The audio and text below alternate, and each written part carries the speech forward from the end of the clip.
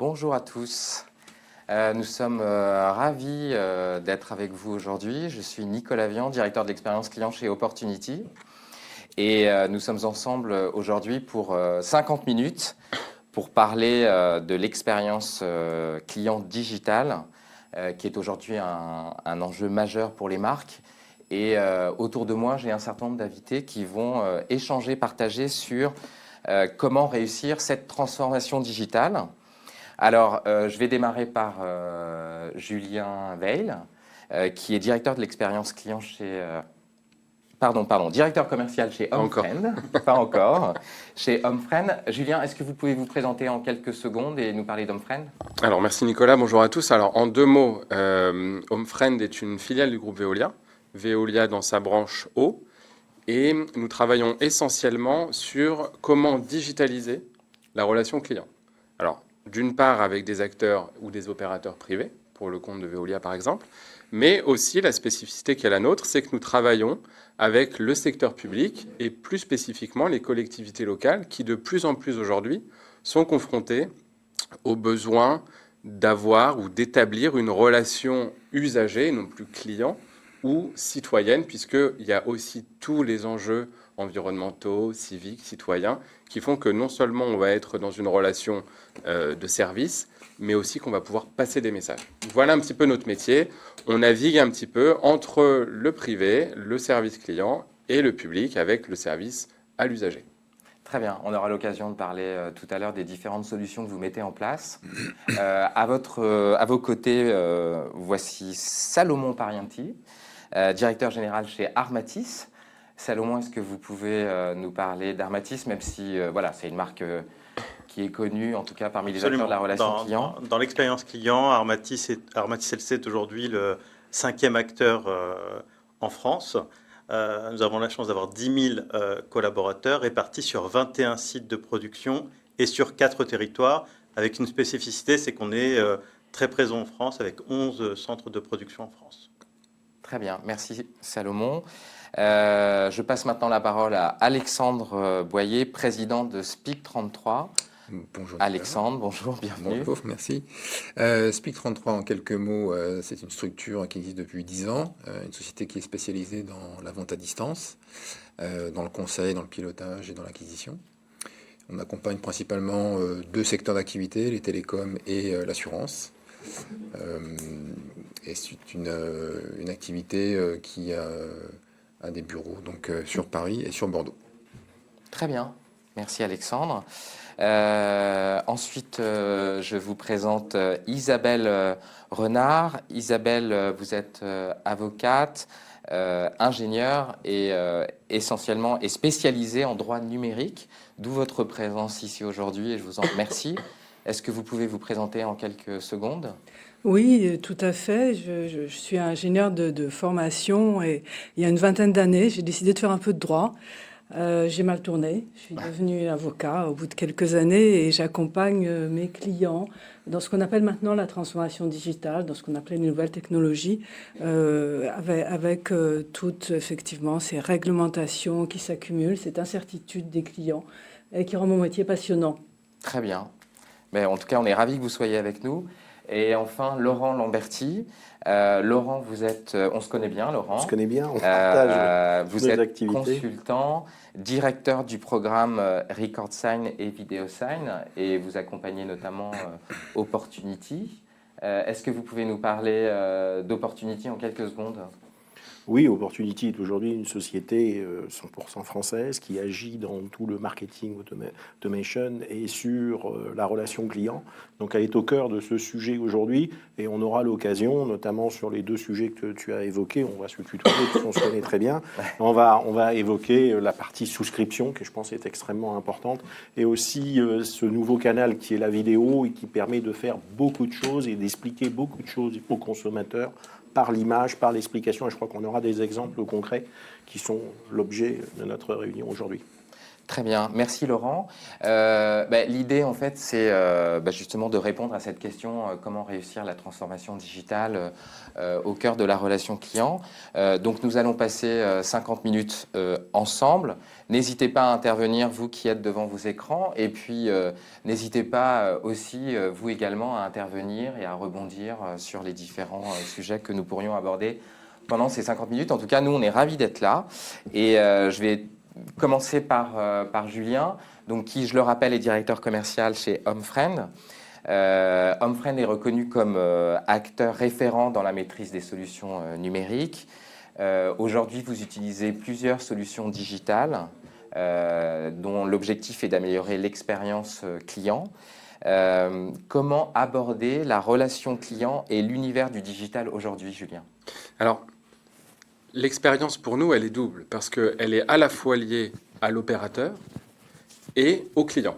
Nous, on a cette spécificité, c'est que nous travaillons, notre président André Claverie dit qu'on est au service des clients de nos clients, puisque l'approche B2B2C, dans un monde comme le nôtre, puisque nous travaillons avec des opérateurs comme Veolia, que j'évoquais tout à l'heure, fait que nos clients, qui sont les collectivités territoriales, ne sont pas les consommateurs finaux de la ressource, parce que le consommateur final du service des eaux, c'est l'usager. Et donc, comment est-ce qu'on va arriver à la fois à ce que notre client améliore son image, modernise sa relation client, et dans le même temps, comment est-ce qu'un usager qui lui-même est client de l'opérateur va pouvoir, alors que son métier, le métier de l'opérateur n'est pas directement de gérer cette relation client, comment est-ce qu'à travers nos services, on va pouvoir toucher les deux personnes?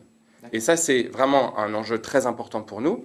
Donc, d'un côté, on modernise la relation client grâce au digital, parce que le digital n'a de sens que s'il accompagne un projet, que s'il contribue à l'amélioration de la relation client, Et puis, dans un autre temps, comment est-ce qu'on va accélérer et rendre cette expérience client plus agréable, plus informative, plus ludique et surtout plus efficace. La vraie finalité de ça, c'est l'efficacité de la relation client. Donc, nous, on travaille essentiellement autour de 3 axes dans cet objectif de rendre service aux clients de nos clients. On a renforcer et digitaliser la relation client à travers différents outils que j'évoquerai dans un court instant.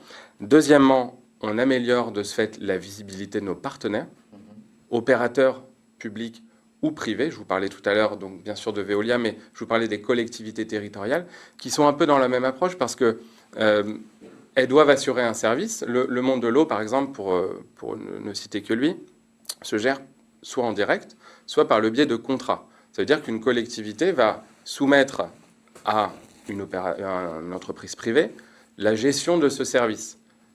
Pour autant, l'usager, il va se plaindre à la collectivité.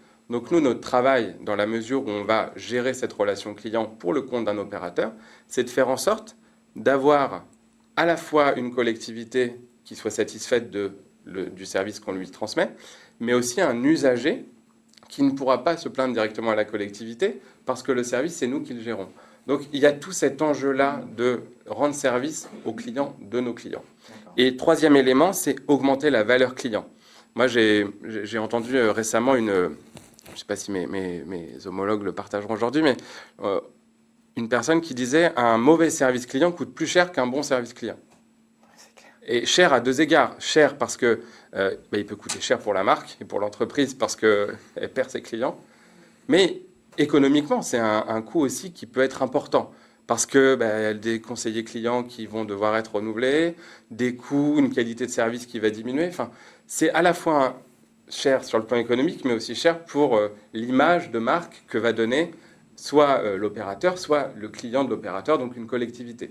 Donc pour ça, on a travaillé sur un panel de services avec une approche un peu incrémentale qui va construire un parcours client autour du digital. C'est-à-dire, l'idée, c'est comment est-ce qu'on renforce la relation client grâce au digital et de ce fait, on la rend plus efficace. Alors, premier outil, on parlait tout à l'heure du centre d'appel. On a un centre d'appel parce que c'est aujourd'hui un des canaux privilégiés d'une relation client. On a un problème, on appelle un service pour le compte de l'eau, par exemple, pour s'abonner, pour résilier, pour déclarer une fuite ou un sinistre. Ça, c'est l'approche qu'on connaît le plus, c'est-à-dire le centre d'appel. On répond au téléphone à une sollicitation, on la traite.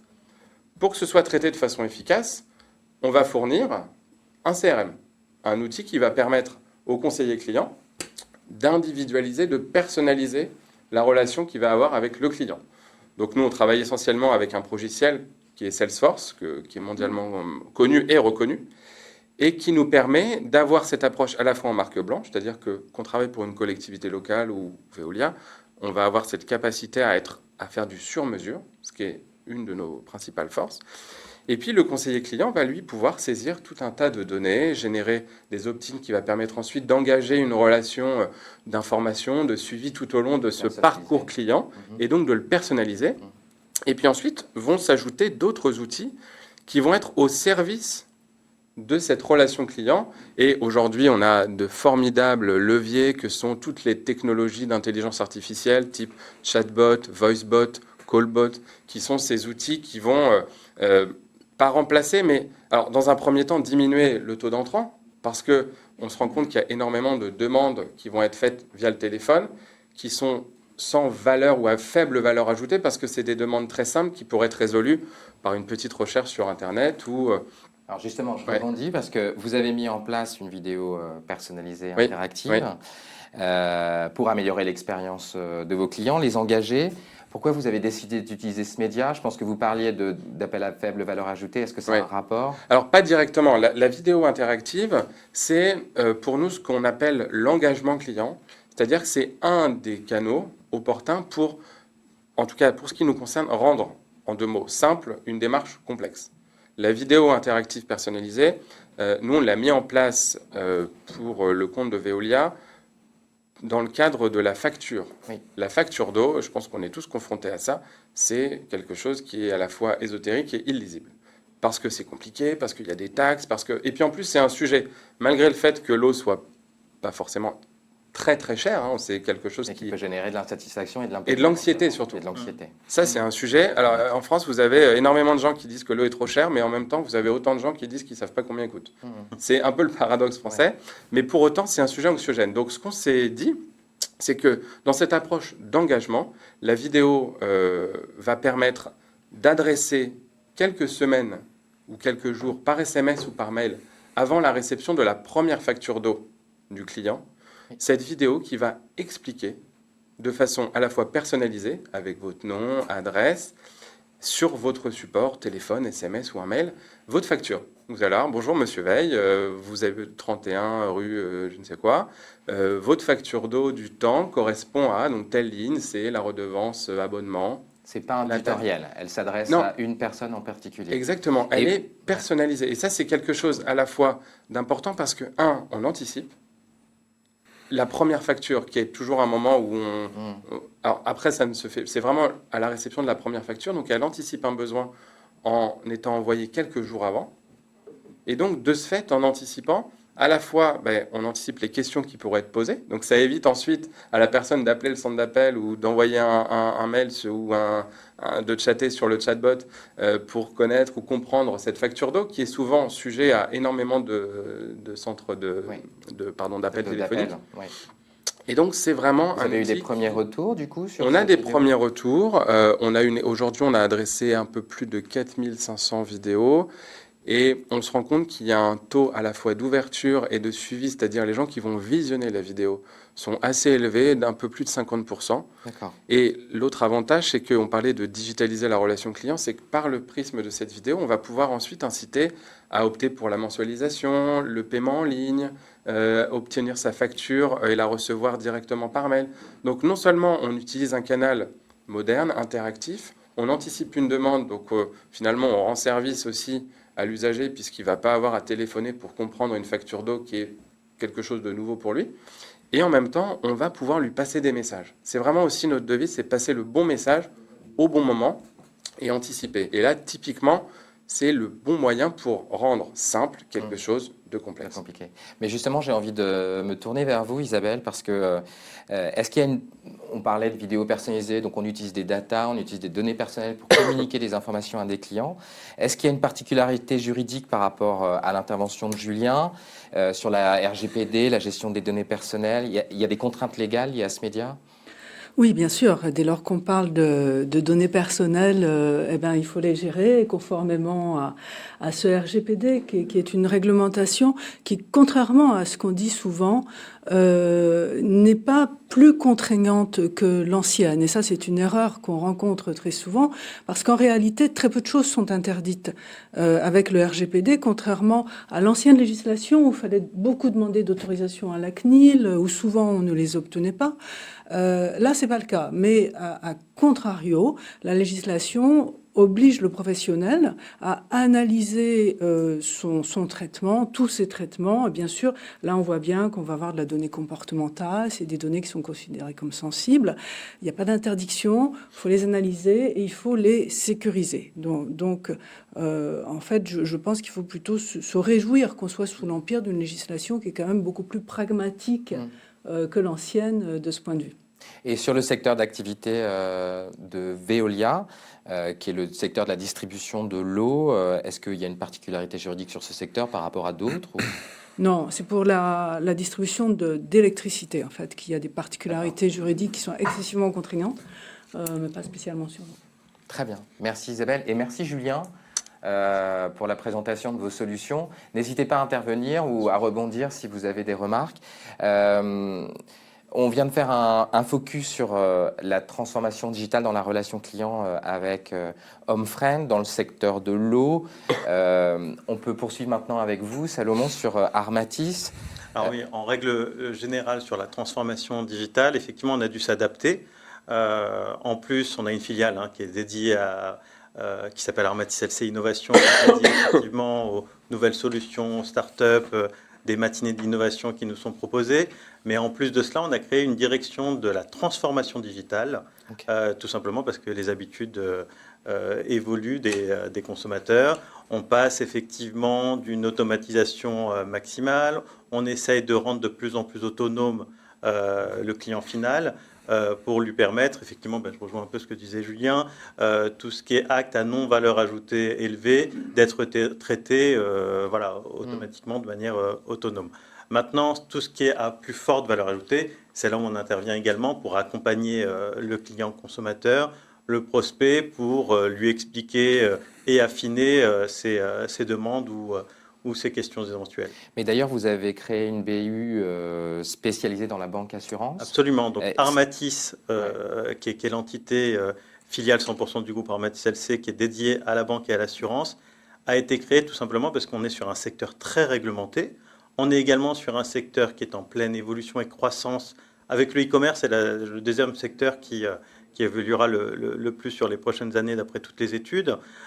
Et après, effectivement, il y a la partie formation, certification, accompagnement également. Et on le voit, la loi évolue à la fois sur la partie vente de produits d'assurance, mais également sur la partie intermédiation en opérations bancaires et services de paiement. On a la chance d'avoir les plus grandes banques en ligne qui sont nos clients et on voit que les demandes sont de plus en plus pointues et qu'aujourd'hui, de plus en plus, les consommateurs ont besoin de comprendre les montants des intérêts qui leur sont versés ou au contraire les frais qui leur sont demandés. Et vous commercialisez quel type de contrat ? Alors, au niveau assurantiel, il faut distinguer les contrats vie et non-vie. Ce qu'on commercialise le plus par téléphone, ce sont les contrats par inclusion. Donc, par exemple, l'assurance des moyens de paiement, là qui peut être réalisé en rebond sur des appels entrants, sur le compte courant. D'accord. Et après, tout ce qui est en appel sortant, c'est plus ce qu'on appelle des assurances de poche ou de la prévoyance. Donc, chien-chat, obsèques, hospitalisation, notamment, par exemple. Et où là, effectivement, ça évolue. On le voit avec la DDA, donc la directive de distribution d'assurance. Il y a un besoin de formation continue de nos collaborateurs. On a la chance d'avoir un organisme de formation interne qui certifie nos collaborateurs. Donc, sur la partie bancaire, ils sont certifiés IOBSP, intermédiaire en opérations bancaires et services de paiement. Et sur la partie assurantielle, IAS, donc intermédiaire en assurance. Donc là, malgré une certification première, nous rallongeons la période de formation continue avec à minima 15 heures annuelles sur des spécificités qui sont dispensées à l'ensemble des collaborateurs avant même de pouvoir vendre et commercialiser des produits d'assurance. Vous avez ensuite la gouvernance produit. Donc aujourd'hui, dans le cadre de la DDA, le consommateur doit recevoir la description de son produit et pareil, avant même la vente. Donc là, on a des consommateurs avertis et on propose des solutions et des produits qui correspondent à une phase de découverte qui est aujourd'hui obligatoire et qui permet effectivement de proposer le produit en fonction des réponses les plus adaptées en fait. Ouais. Exactement. Alors au cours de l'été, le secteur de l'assurance a été particulièrement visé par des demandes remettant en cause la vente de type assurance par téléphone. Énormément. Il y a eu énormément Comment vous avez réagi du coup côté Armatis? Il y a eu énormément de sanctions. Des avertissements également dans le secteur en particulier. On a réagi tout simplement en progressivement réalisant des ventes saines.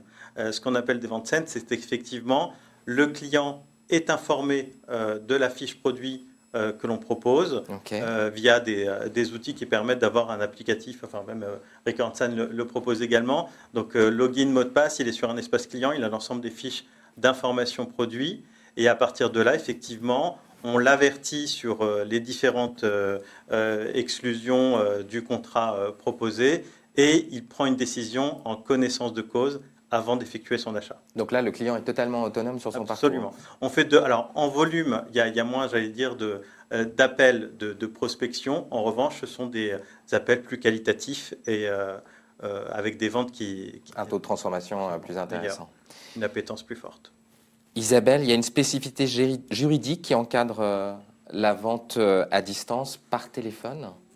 Alors oui, tout à fait, dès lors qu'il s'agit de démarchage, c'est-à-dire effectivement d'une opération où c'est le professionnel qui va rechercher le consommateur pour essayer de lui vendre quelque chose. Le législateur y est excessivement hostile.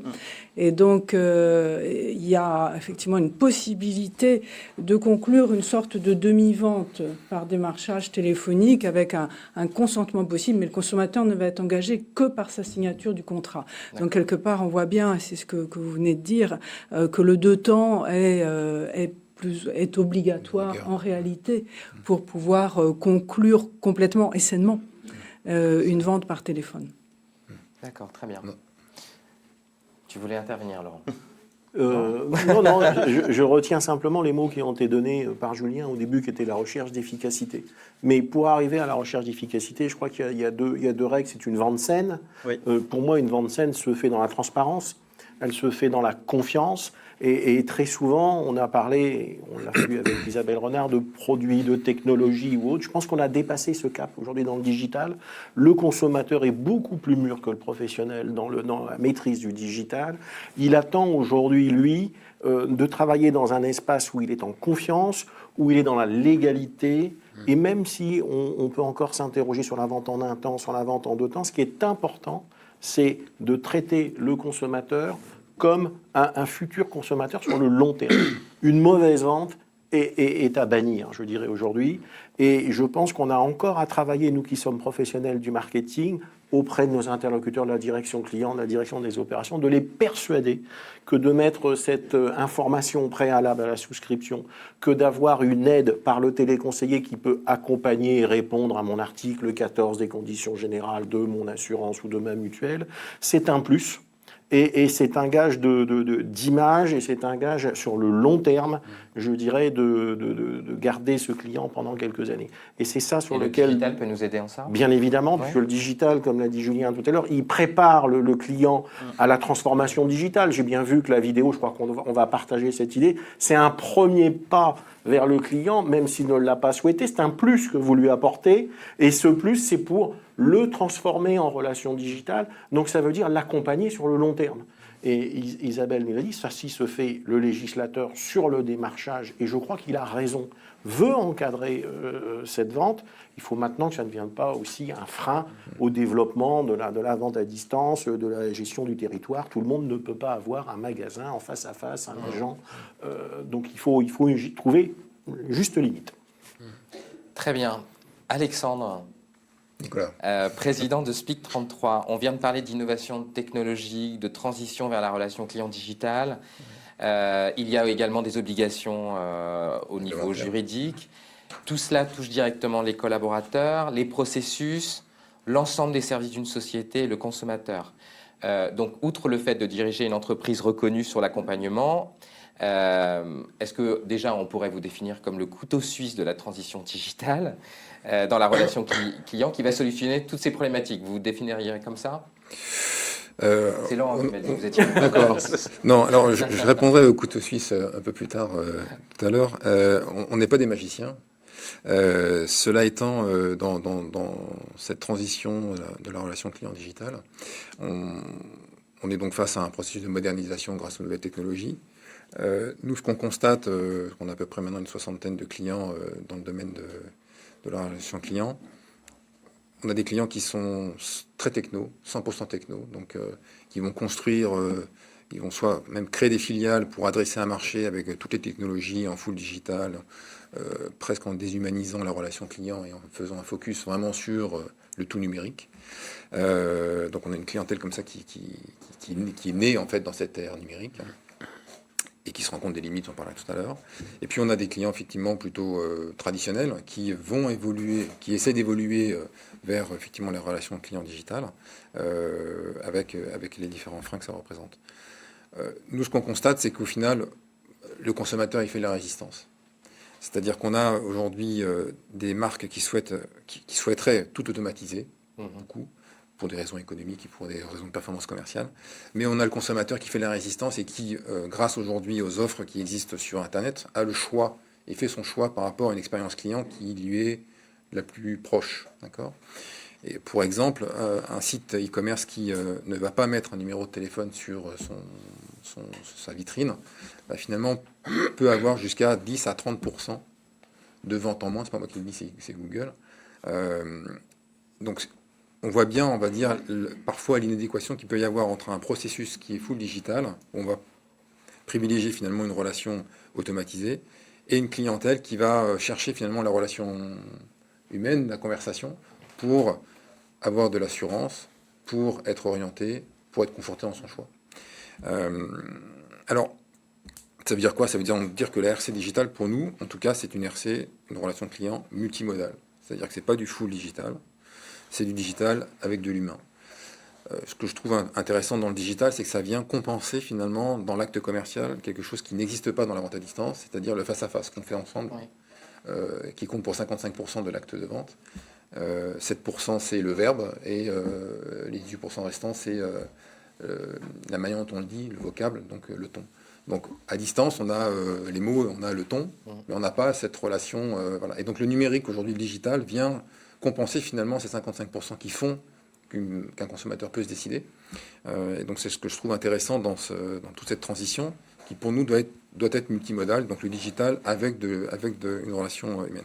Et donc je vais prendre deux exemples parmi nos clients. Le premier client, c'est dans le domaine de l'assurance qui s'appelle Réassurez-moi, qui est un comparateur de produits d'assurance et courtier en ligne, qui est né en fait, donc ça c'est un exemple d'une structure qui est née de l'ère numérique et qui donc a fait toute sa croissance en full digital et qui a constaté au bout d'un moment qu'il y avait un certain nombre de devis qui ne transformaient pas par des actions digitales. Et donc ce sont des prospects qui attendaient un autre type de relation. Et donc on les a accompagnés quelques temps et sur un produit en particulier qui est le produit de la santé, qui est un produit très concurrentiel dans le marché de l'assurance. Et bien en travaillant le parcours multimodal, on a multiplié par 3 les taux de transformation. Donc ça veut bien dire qu'il y a une partie de la population qui n'est pas autonomiste sur Internet, qui a besoin d'être accompagnée, qui a besoin d'être rassurée. Et donc c'est aussi rassurant pour nos métiers de la relation client et que l'humain demeure dans le processus de vente.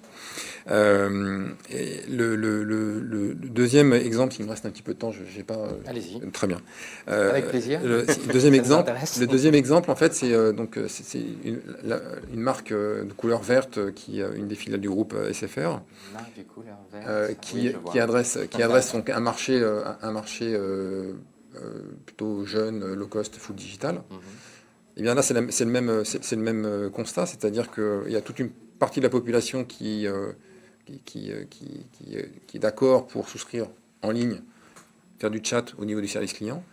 Mais finalement, il y a beaucoup de ces clients qui font ces prospects, pardon, qui font des paniers mais qui ne transforment pas, qui attendent un autre type de relation.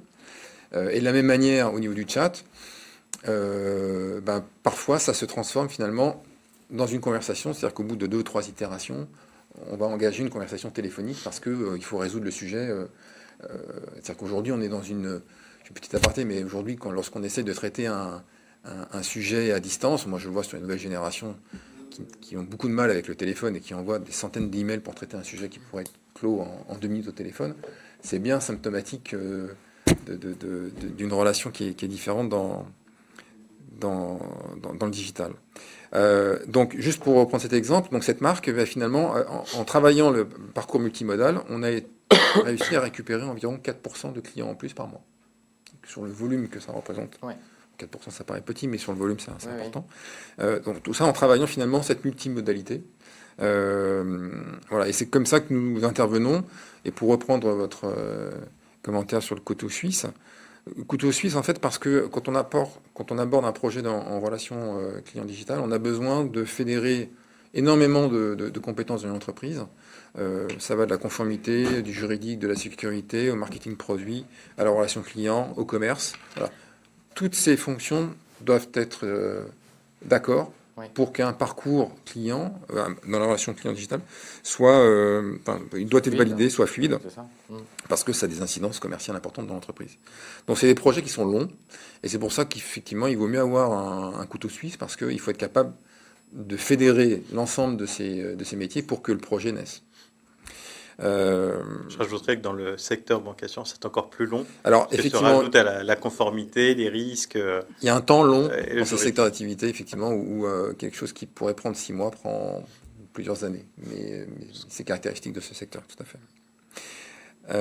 Voilà, donc juste pour conclure sur cette... J'ajouterais aussi ton Oui. côté pilotage. Enfin, on a déjà travaillé ensemble, Oui. on le dira plus tard, mais je pense que l'entreprise aujourd'hui, les conseils ne sont pas uniquement la brique dont elle a nécessaire. Elle peut s'en arrêter, mais souvent le groupe veut être accompagné dans cette phase de pilote, que l'on appelle de pilote de POC ou de test. Tout à fait. Et c'est quelque chose que tu apportes. Oui. Et je pense qu'il est important, parce que si nous, on n'aborde que la brique technologique, et on va voir qu'on va en sortir par le parcours client, qui est essentiel. Moi, je pense que ton apport aussi, après le conseil, après ce que vient de dire Salomon, sur la durée de démarche pour fusionner l'intégralité des services de l'entreprise, cette partie pilotage est essentielle. Elle est aussi importante que le conseil aujourd'hui. Alors, j'allais conclure, mais merci de le souligner là-dessus. C'est qu'effectivement, notre approche est une approche essentiellement opérationnelle et avec surtout un modèle économique où la rémunération, c'est au succès. Donc, on n'est pas dans du conseil stratégique, on est vraiment dans du conseil opérationnel et on accompagne nos clients jusqu'à l'exécution avec une partie de la rémunération qui est indexée. Julien, vous vouliez intervenir? Oui, je voulais réagir sur un point qui me semble vraiment important et qui fait écho à ce que disait Laurent tout à l'heure sur la confiance.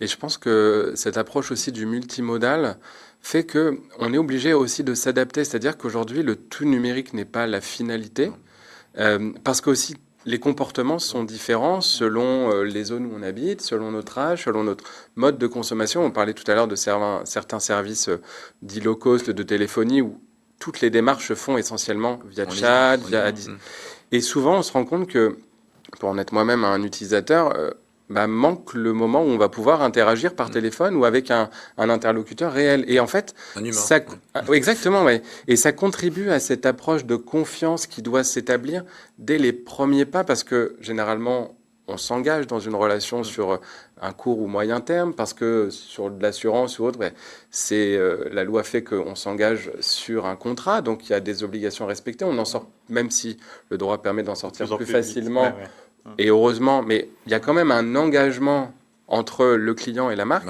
Et je trouve que cette confiance-là, surtout dans nos métiers qui sont quand même des secteurs, des services publics, bien que transférés restent des services publics, cette notion de confiance est hyper importante. Et on parlait du chat à l'instant ou des chatbots. Il n'a d'intérêt que si, à un moment, il permet de décrocher sur le téléphone ou sur un humain. C'est le bot to human. C'est quelque chose d'important parce que si, à la fin, on n'arrive pas aller jusqu'au bout de la démarche ou avoir la personne, si la personne veut parler à quelqu'un, on peut lui proposer tous les outils du monde. Ouais. Elle veut parler à quelqu'un. Donc après, il faut s'adapter Donner des portes de aussi. sortie. Donc il faut que dans cette approche, on ait plusieurs modes et puis qu'il y ait toujours cette possibilité de déployer vers un humain pour avoir une approche plus personnalisée. C'est pas une finalité. Et ça, je partage tout à fait ce qui vient d'être dit. Alexandre, vous vouliez rajouter quelque chose? Je pense que non.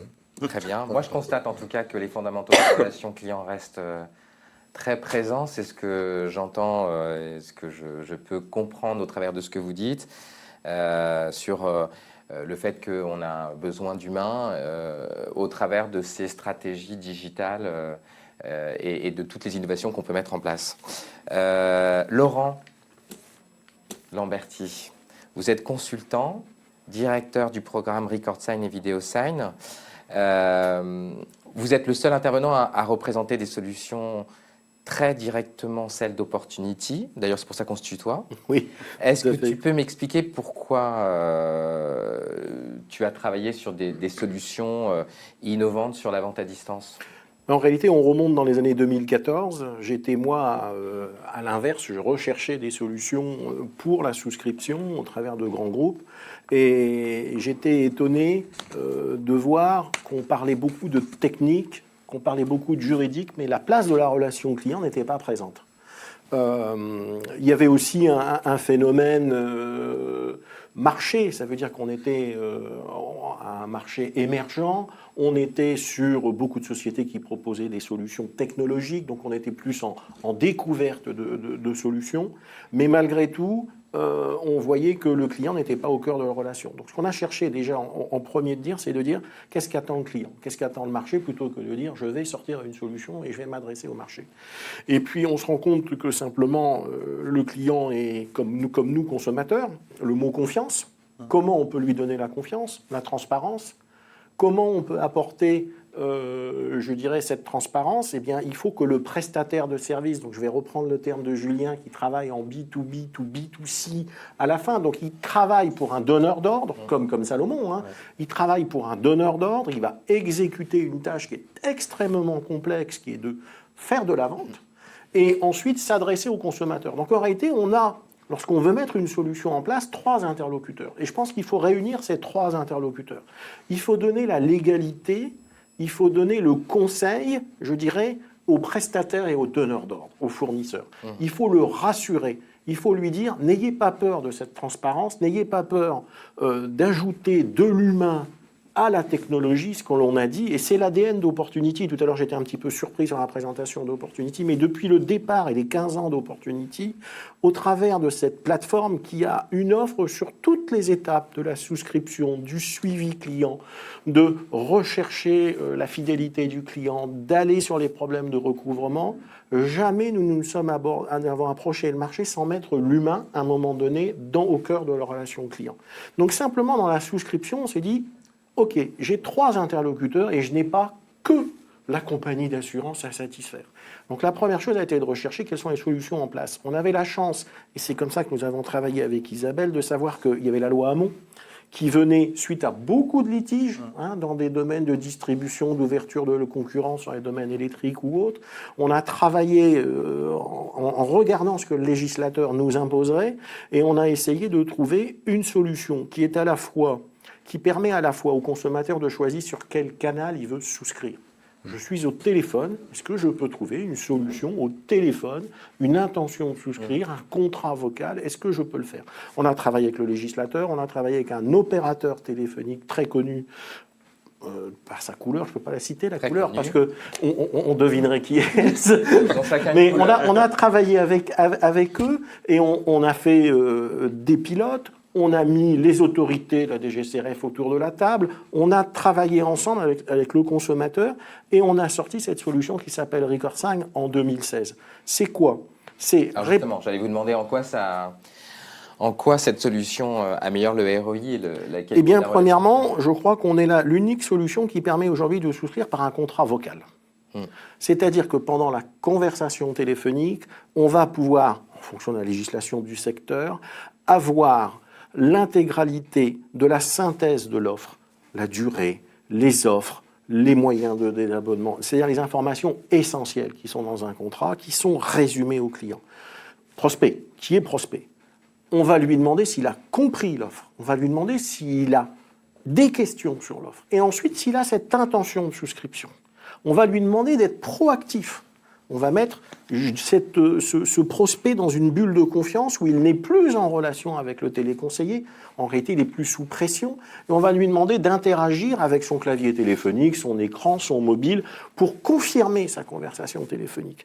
Ensuite, on va créer une enveloppe numérique de cette souscription et on va demander, je dirais, un eurodatage en quelque sorte. Et à qui on s'est adressé? Au groupe La Poste. Qui peut mieux que le timbre à côté du timbre se cacher de La Poste?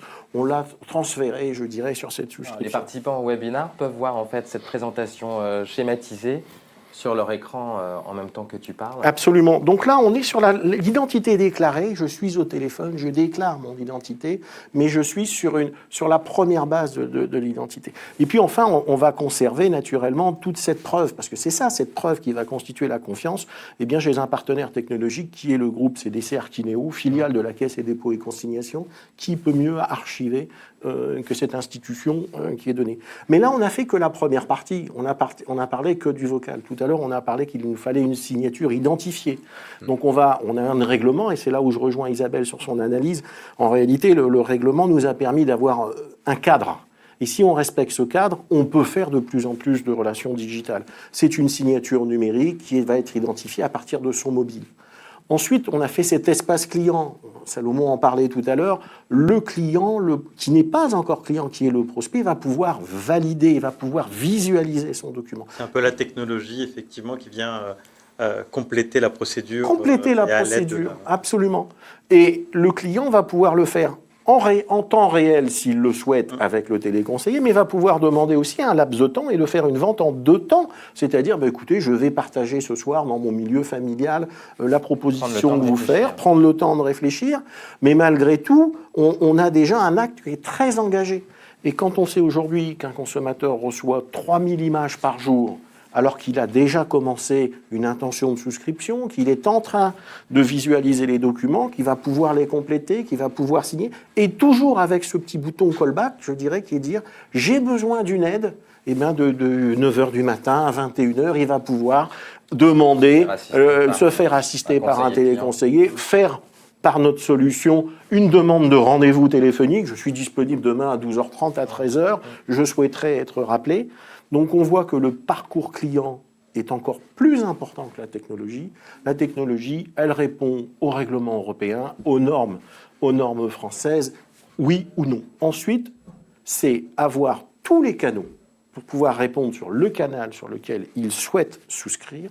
Ensuite, c'est avoir l'humain toujours disponible pour l'aider. Et c'est comme ça que Record 5, je dirais, en 3 ans, ça a été long, mais aujourd'hui s'implante dans de grands groupes, télécoms. J'allais te poser la question, je ne sais pas pourquoi de savoir où en est le marché. Est-ce que c'est des solutions qui peuvent s'appliquer sur tous les secteurs d'activité? Alors, les premiers secteurs que nous avons découverts, c'est le métier des télécoms. Premièrement, c'était un marché très important.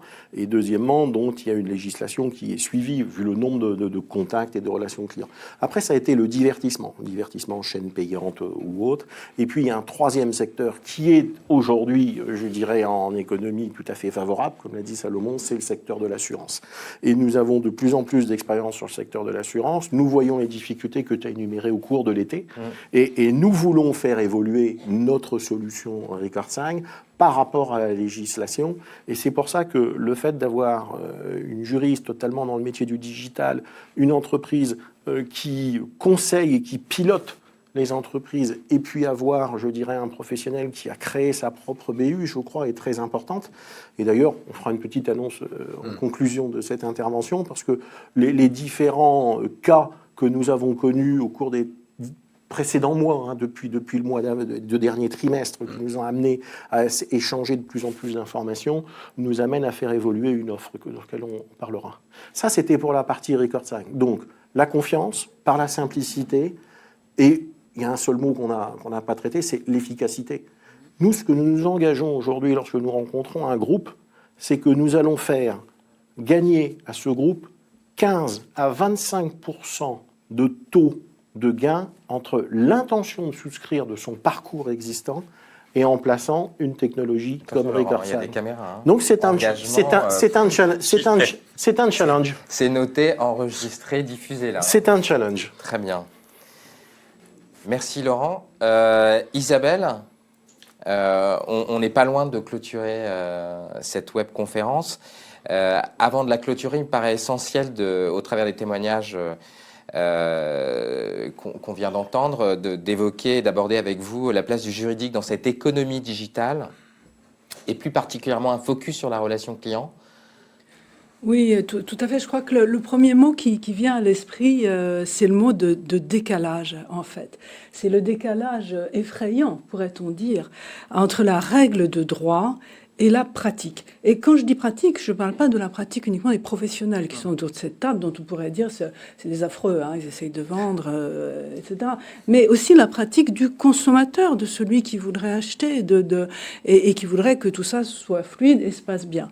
Alors, côté règles de droit, on a une accumulation de règles qui est proprement effrayante, entre le code de la consommation, les codes sectoriels, les règles européennes, le RGPD, tout ça rend le parcours digital un véritable parcours du combattant.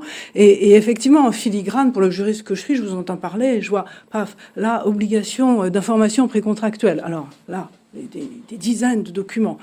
Obligation d'information RGPD, 4 pages, parce que c'est 4 pages hein, qui doit être donné de manière simple et précise. Et en fait, en réalité, donc les professionnels essayent bien sûr de s'y conformer, et le consommateur, bien sûr, ne les lit pas. Parce que de toute façon, c'est illisible. Donc, il y a là quelque chose qui est un petit peu choquant, je dirais. Pour l'instant, on n'y peut pas grand-chose. Donc, la moralité de cette histoire, c'est quoi ? C'est qu'il faut très bien les connaître, ces règles, parce que finalement, on ne surmonte bien que quelque chose qu'on connaît bien. Il faut bien les connaître et il faut travailler en analyse de risque. Par rapport, non pas seulement à ses propres risques de professionnels qui sont de nature diverse, qui peuvent être des risques d'image si on se fait coincer par la DDPP, qui peuvent être des risques financiers, mais également par rapport au risque à l'analyse pour le consommateur lui-même, qui reste effectivement, au sein de la relation client, qui reste primordial. Si lui a l'impression qu'il n'y a pas de transparence, qu'on l'a trompé, qu'au bout du compte, on lui a pas dit les choses qui étaient essentielles, eh bien c'est négatif pour tout le monde. C'est une somme. Mais surtout qu'en 2019, il y a eu plusieurs condamnations proches du million d'euros, et on voit que, outre le montant de la condamnation, c'est l'image de ces groupes qui est impactée très directement, en fait. Oui, bien sûr, il y a un risque d'image, mais j'aurais tendance à dire, quelque part, il est important. Mais c'est pas ça le plus important. Quand vous voyez les condamnations que prennent des géants comme Google ou Amazon, tout à fait honnêtement, j'ai pas l'impression que ça leur fasse grand mal. Non, en revanche, et on en revient à ce qui a été important, qui a été dit, c'est la confiance du consommateur, parce que condamnation après condamnation, il finit par se dire, finalement, tout ça, c'est un peu n'importe quoi. Et il y a donc globalement un écosystème qui, en ce moment, est un peu fonctionne pas bien, et il a des roues carrées parce que on a une législation qui est par accord avec les pratiques, qui finalement se retourne un peu contre le consommateur et contre ses intérêts. Donc, mais peut-être parce qu'aussi la norme est un peu à la traîne par rapport aux évolutions technologiques qui vont très très vite, et on a un peu l'impression que le législateur, pour être bien sûr de rien rater, en fait beaucoup trop, quitte à être contraignant, et se dit la technologie évoluant tellement vite, il faut qu'à chaque fois le droit la rattrape pour essayer de sécuriser quelque chose qui est très éphémère et très évolutif. Et de ce fait, on met des normes qui s'empilent, et on devient un peu dans un excès de normes. Et c'est vrai, le RGPD, c'est quelque chose de très important. Mais quand on doit afficher un placard à chaque fois qu'on ouvre un chatbot, parce que il faut quand même qu'on respecte ça, et on est très très challengé là-dessus par nos clients, on peu à peu, aller vers une moindre efficacité, parce que la norme est très contraignante. On a un peu cette impression-là. Ouais, surtout que là, on n'a pas abordé des sujets comme la reconnaissance faciale, blockchain, l'intelligence artificielle, un peu tout à l'heure, mais la gestion des cookies, que là, on se sent obligé d'accepter à chaque sollicitation, sinon Sans les on n'arrive aujourd'hui, pas à ouais. accéder au site. Ouais, tout à fait. Comment, vous, Isabelle, vous voyez dans les prochaines années l'impact de ces nouvelles technologies sur la relation client? Alors, l'impact des nouvelles technologies sur la relation client, je crois que vous en avez parlé beaucoup mieux que moi. Ce que je peux dire en revanche, c'est l'impact de la relation client sur le droit. Ça va être quoi dans les prochaines années et dans un environnement de nouvelles technologies? J'ai envie de dire c'est le retour du bon sens. Parce que le problème, et c'est exactement ce que vous venez de dire, c'est d'essayer d'intégrer les technologies dans le droit. Mais le droit, c'est le droit. C'est le même maintenant qu'il y a 100 ans, qu'il y a 200 ans. Et il suffit, en fait, la technologie, c'est un moyen facilitateur. On s'aperçoit toujours que quand on revient aux règles fondamentales de droit, on les trouve, les réponses. Elles existent, elles sont devant notre nez. Sauf qu'entre-temps, le législateur a apporté un bruit de fond absolument terrifiant qui rend tout ça incompréhensible pour tout le monde, malheureusement. Alors, nous sommes ici des acteurs qui prônent la transparence. Vous êtes intervenu directement pour Opportunity sur la solution RecordSign, donc sur un prestataire de solution, mais pourquoi? Pour expliquer tout simplement, pour faire le lien, puisque j'ai la chance d'être à la croisée du chemin entre la technologie et le droit, du fait de mon parcours. Et donc, c'est pour traduire des termes techniques en termes juridiques, pour dire, voilà, cette solution est ça. Par exemple, quand vous dites un enregistrement vocal à valeur probante est un écrit, je peux vous garantir que j'ai fait tomber de leur chaise quelques agents de la DTPP qui m'ont dit, mais elle est complètement folle celle-là. Et non, c'est un écrit. Non, voilà, des pas. choses comme ça. Je ne le crois pas. Non, Si.